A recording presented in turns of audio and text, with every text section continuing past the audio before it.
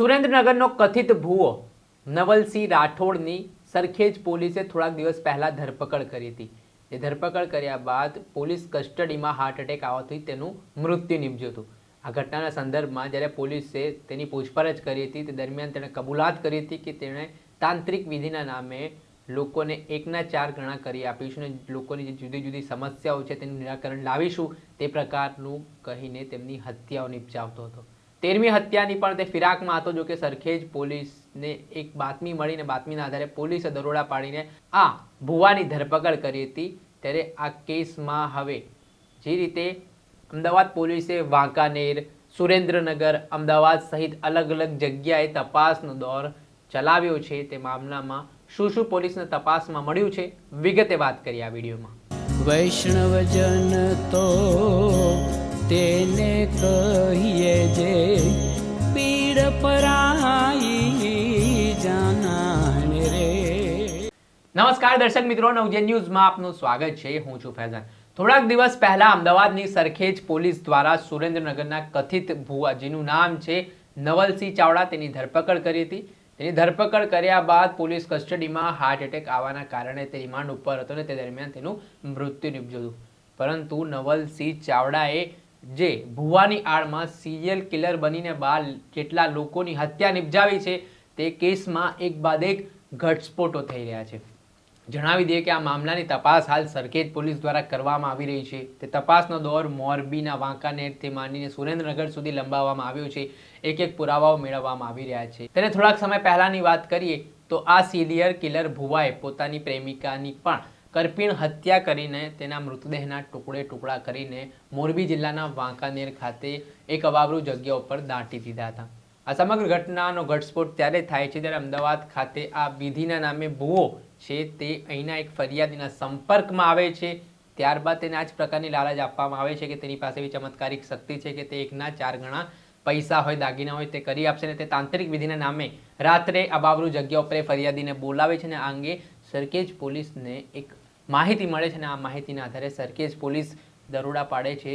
ત્યારે આ તાંત્રિક વિધિના નામે મારી નાખવાનો પ્લાન ઘડનાર ભુવાની ધરપકડ કરવામાં આવે છે, જે આવી જ રીતે લોકોને ભોળાવી ફૂસલાવીને તેમના પાસે જે પૈસા હોય, દાગીના હોય તે મંગાવીને તેમને સોડિયમ નાઇટ્રેટ નામનું જે પાવડર છે તે કેફી પદાર્થમાં પીવડાવીને તેમની હત્યા કરી દેતો હતો અને તે સામાન લૂંટીને ત્યાંથી ફરાર થઈ જતો હતો અને લોકોને પણ એક સમય એવું લાગે કે આ જે મૃતક છે તેમણે કાં તો જીવન ટૂંકાવ્યું છે કાં તો કુદરતી રીતે તેમનું મૃત્યુ નિપજ્યું છે।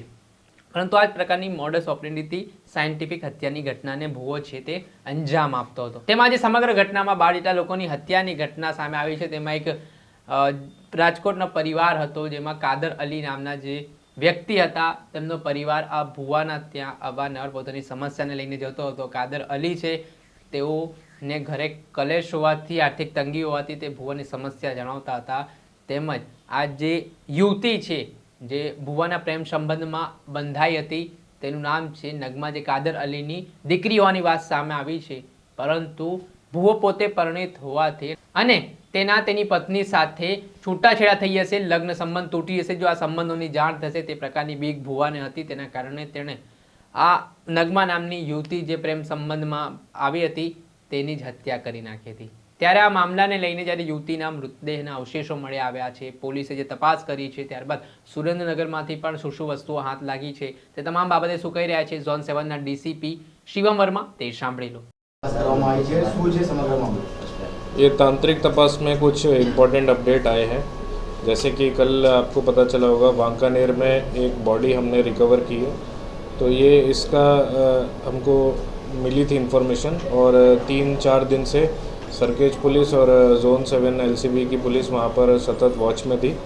और उसके बाद कल जो शक्ति है जो नवल सिंह का भांजा है उसके स्टेटमेंट के आधार पे पिन पॉइंट लोकेशन पे मोरबी पुलिस की मदद से एग्जीक्यूटिव मजिस्ट्रेट के सामने उस बॉडी को हमने रिकवर किया है।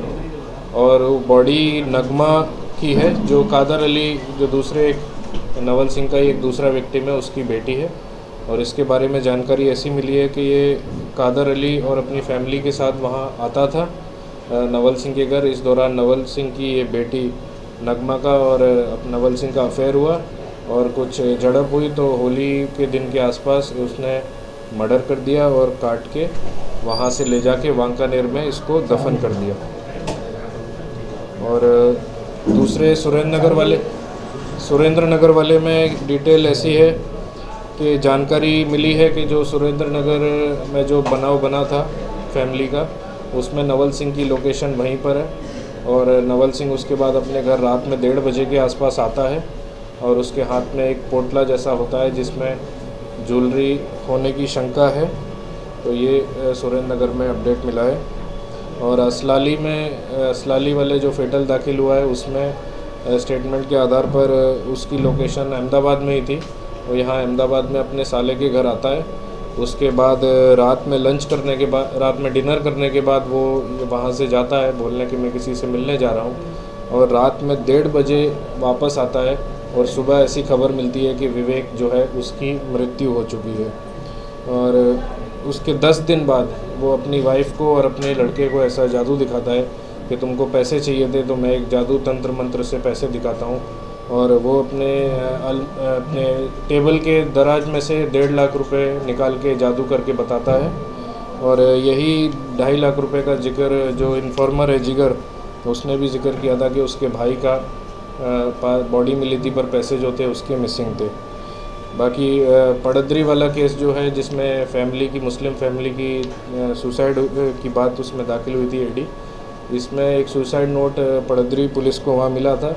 और जो सुसाइड नोट मिला था यहाँ गाड़ी में से, वो दोनों हैंडराइटिंग भी देखने में सिमिलर दिखती है और भाषा भी हिंदी है पर गुजराती में लिखी हुई है और कंटेंट भी एकदम सेम है। तो ये तपास में इतने पुरावे सामने आए।